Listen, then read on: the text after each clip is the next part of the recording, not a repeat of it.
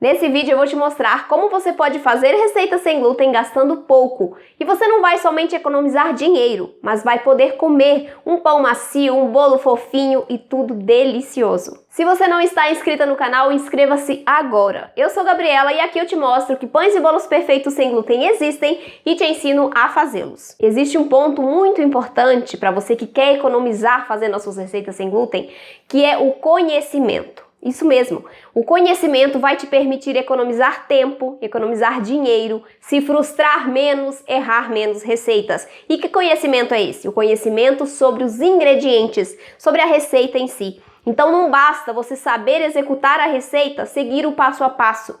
É importante que você conheça as bases, os fundamentos daquelas receitas. Então você precisa conhecer as funções do açúcar numa receita de bolo, a função do fermento na receita do pão, a função das farinhas, quais farinhas, né? Por que nós utilizamos determinados tipos de farinhas para determinados tipos de massas.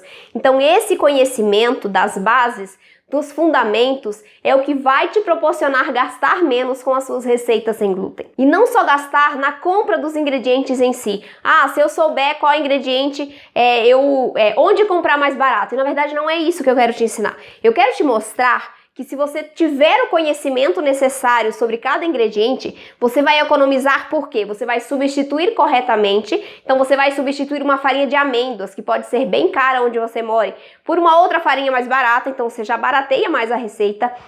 Então é substituir corretamente, substituir de maneira a reduzir o valor daquela receita.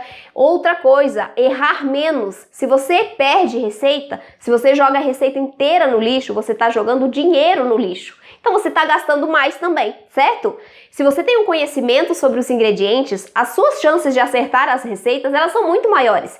E isso também te economiza dinheiro. Se você sabe o tempo de preparo, se você sabe assar a sua massa corretamente, se você sabe qual forma usar para fazer determinado tipo de receita, você está economizando. Então é um conjunto de coisas. E esse conjunto de coisas deriva do conhecimento que você adquire sobre os ingredientes. Por isso que eu sempre bato nessa tecla. Você conhecer os ingredientes não é somente para você replicar e fazer uma receita certa. É para você economizar tempo, porque você erra menos. É para você economizar dinheiro, porque você erra menos. É para você se frustrar menos, porque eu sei que quando você erra uma receita, você fica triste. Eu ficava muito mais no início, quando eu errava muito, com muita frequência. Hoje em dia eu ainda erro? Claro que eu erro. Eu testo receita, eu crio receita sempre. Então, eventualmente eu erro uma receita. Só que eu não encaro aquilo mais como um erro. Eu encaro como um jeito de não fazer e talvez um jeito de fazer um outro tipo de receita, né? Um dia eu tava fazendo uma receita para um pão recheado, se eu não me engano, só que a massa não ficou legal.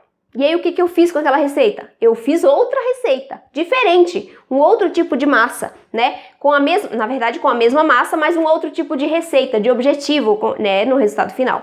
Então a partir do momento que você conhece os ingredientes, que você tem essa autonomia para substituir corretamente, conscientemente os seus ingredientes, você vai reduzir os seus gastos com as suas receitas. Então, como eu disse, você pode substituir por uma farinha mais barata. A farinha de trigo sarraceno, ela tá com um valor mais elevado ultimamente, né? E ela é mais difícil de encontrar. Então, quando você tá pegando uma receita que vá a trigo sarraceno, se você não sabe, né, o que o trigo sarraceno provoca na sua receita, você não sabe como substituir aquela farinha, certo?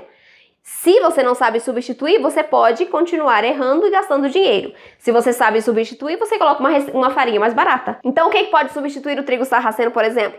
A farinha de grão de bico, a farinha de feijão branco, que são farinhas com valor bem mais baixo do que a farinha de trigo sarraceno. A farinha de amêndoas da mesma maneira, né? Tem lugares que a farinha de amêndoas custa R$100 o quilo. Aqui, na minha cidade, custa R$100 o quilo. Então, é uma farinha cara, apesar de nas minhas receitas ir uma quantidade pequena, né, assim, se a gente distribui em todas as receitas, o valor não fica elevado, mas mesmo assim, se você não tem condições de comprar meio quilo de farinha de amêndoas que dá R$50, você vai substituir a farinha de amêndoas por outra farinha. E você só consegue isso se você tiver esse conhecimento básico sobre os ingredientes. Então, o que você pode usar no lugar da farinha de amêndoas? Farinha de amendoim, que é muito mais barata do que a farinha de amêndoas e atua de maneira muito similar, agregando maciez, agregando umidade para as massas. E sabendo disso, você vai errar menos as receitas e, consequentemente, vai ficar mais feliz, né? Porque quando a gente acerta, né, as receitas, a gente fica empolgada, né, quer fazer mais, quer oferecer mais produtos de qualidade para nossa família. Então, é uma avalanche de acontecimentos positivos a partir do momento que você tem esse conhecimento prévio, básico, mínimo sobre os ingredientes, sobre os fundamentos das receitas sem glúten, porque você vai ficar mais feliz, sua família vai te ver mais feliz, né? E você vai poder proporcionar uma alimentação mais saborosa e segura para ela. E para te ajudar ainda mais, né, para te fazer economizar mais ainda, amanhã eu vou te ensinar 2 cuidados que você precisa ter ao fazer as suas receitas sem glúten, que também, né, vão te auxiliar nessa redução de gastos. Mas para isso você precisa estar inscrito no canal. Então inscreva-se, ative o sininho das notificações, o botão para se inscrever tá aqui abaixo do vídeo. Inscreva-se lá, tá? Para você receber a notificação do vídeo que eu vou publicar amanhã. Se inscreveu? Então vamos lá. E esse conhecimento sobre os ingredientes, né, ele não vai somente te fazer economizar dinheiro propriamente dito. Ele vai te proporcionar, e você pode proporcionar isso para sua família, uma alimentação mais saudável, mais saborosa, um pão macio, um pão fofinho, sabe aquele pão que você corta assim, aquele aroma perfumado sai dele, que ele é fofinho, úmido, né, que tem os furinhos, cheio de furinho na fatia. Então, um bolo também, né, que não esfarele, que cresça bem, que fique fofinho, saboroso. Então, é isso que você vai proporcionar para sua família, né? Além de gastar menos, que é muito legal também. Por quê? Porque conhecendo cada ingrediente, você vai saber o que cada um faz na receita e vai saber combiná-los corretamente para fazer os seus pães e os seus bolos perfeitos sem glúten. Fazer receita sem glúten gastando pouco é possível sim. A gente não precisa pagar R$30 num pão, né? A gente consegue fazer pão delicioso, saboroso, muito mais saudável com muito menos, tá? Com muito menos valor. E amanhã, então, eu vou te dar esses 2 cuidados que você precisa ter para fazer as suas receitas sem glúten. Se inscreva no canal agora, eu sou Gabriela, pães e bolos perfeitos sem glúten existem e eu te ensino a fazê-los. E já me segue lá no Instagram, @GabrielaGregolin. Um beijo!